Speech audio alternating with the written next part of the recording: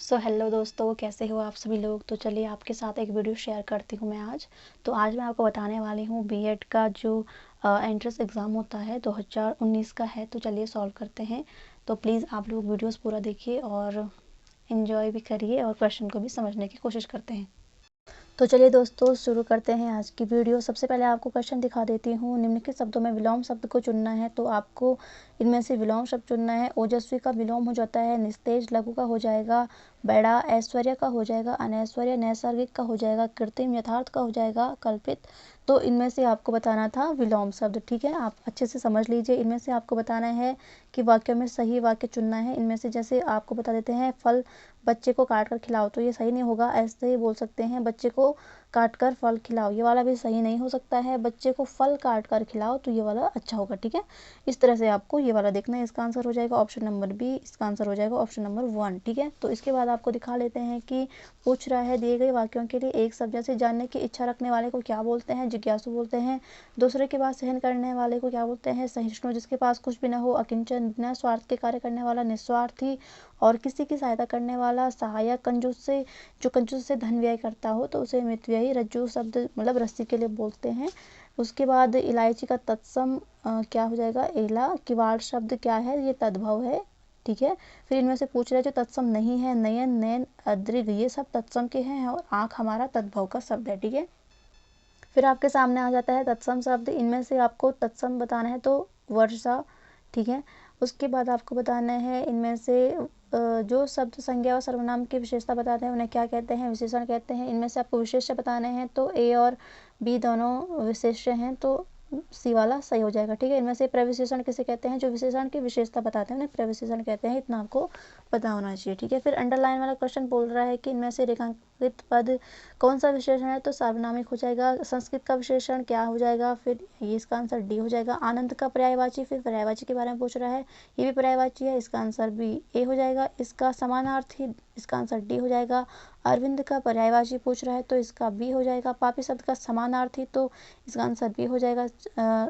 चौमासा में समास, तो आप देख सकते हो 1 2 3 4 5 5 के 5 क्वेश्चन समास से पूछ रहा है, तो आपको समास भी अच्छे से याद होना चाहिए। तो चलिए मैं आपको बता देती हूँ चौमासा में कौन सा समास है, तो द्विगु है। देशांतर में कर्मधारय है। पीताम्बर में बहुव्रीहि है।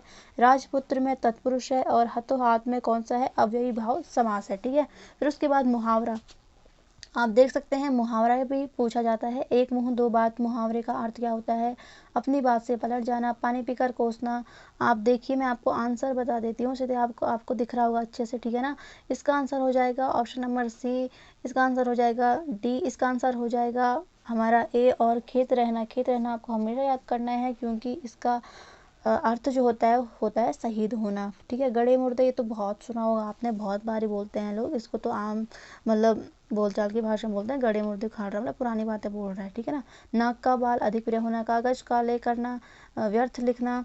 इनमें से पूछ रहा है कि अड़चन डालने का मतलब क्या होता है। अड़चन डालने का मतलब टांग अड़ाना, ये तो बहुत से लोग करते हैं, आपको ये याद होना चाहिए। लोगों को देखकर आपको ये याद होना चाहिए। जैसे आप अभी वीडियो बना रहे हो तो अड़चन कौन डाल रहा होगा, आप इंस्टाग्राम का जो आपको मैसेज आ रहे होंगे, फेसबुक से आ रहे हैं, व्हाट्सएप से आ रहे होंगे, इस तरह से। सॉरी मैं ऐसे बोलना नहीं चाहती थी, लेकिन मुझे आपको एग्जाम्पल देने के लिए यही अच्छा लगा। लोगों के पीछे कहाँ लगे, ठीक है ना, इससे अच्छा अपने फ़ोन को ही कोसते हो, उससे कोई फ़र्क नहीं पड़ता है ना।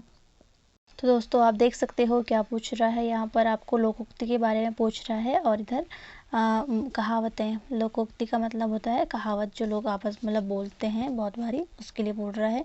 इसका आंसर ए हो जाएगा। इसका आंसर, ये संधि विच्छेद के बारे में है, तो इसका आंसर सी हो जाएगा। ठीक है, आपको संधि विच्छेद भी याद रखनी है।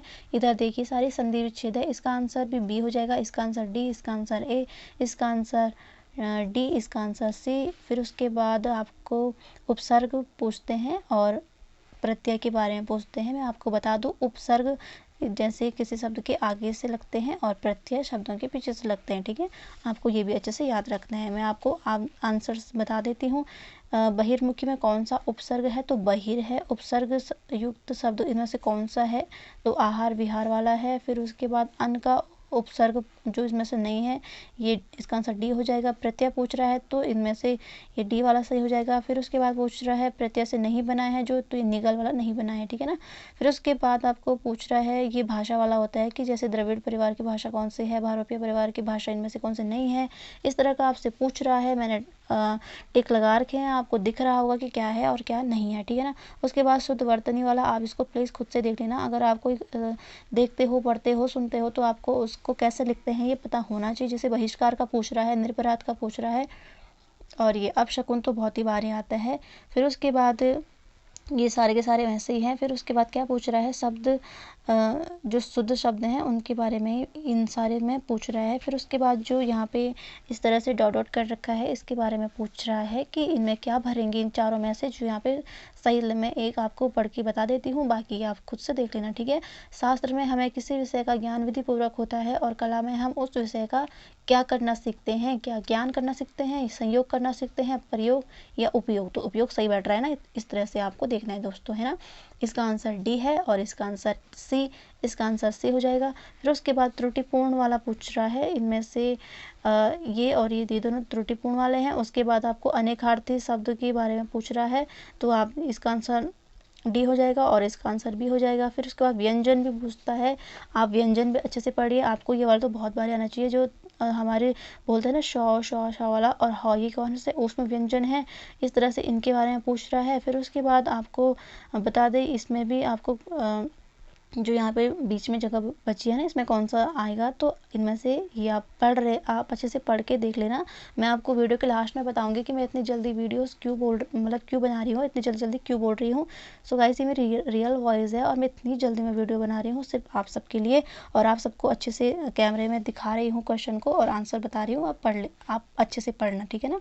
फिर उसके बाद वाच्य वाला ये पूछता है दोस्तों, ये वाच्य वाले बहुत आते हैं। फिर स्त्रीलिंग और पुल्लिंग वाला पूछता है, फिर कारक पूछते हैं।